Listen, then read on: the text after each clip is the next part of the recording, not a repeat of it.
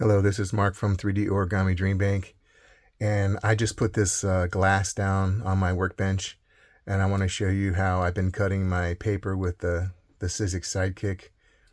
And all you do is put the paper in here like this, and then put the cutting die on top. And what I'm going to do is I'm going to cut two pieces of paper at once, and I put the cutting die in here.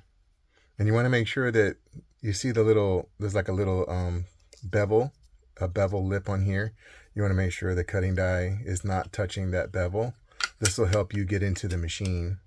And then you want to make sure that at least the cutting die is on the edges of the paper so you don't miss it. And then just do like so. And then I actually suction cup this to the glass, and so it'll stay in place while I turn it back and forth. And if you hear any crunching sounds, that's pretty good because it's cutting all the way through into the plastic plate. And then here's the finished cut. As you can see, it cut all the way through, and then you can even like pop it loose. And here I've been working on these octopus arms. And then here's my stock paper. And I just bring them inside like this. And I use my Sizzix. This is an ejection brush. I just go like this, and then the paper comes out. All of these cutting dies have these injection holes. You can use a brush, or you can even use an air nozzle.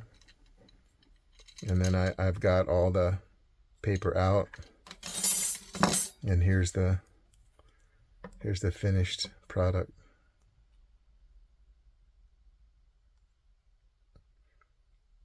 This is a 1/64 cutting die, and it has a hole in the middle for the wire for the flex. This gives your origami. Now here you can see the wires through here. I just did this to show myself what I can do, because I want to make sure that when I work on the octopus that it actually can move. I don't want to glue the pieces together. I just want them to have the freedom of movement. And this is how it works. This is Mark from 3D Origami Dream Bank. Please like, share, and subscribe to my channel. Thank you and have a nice day.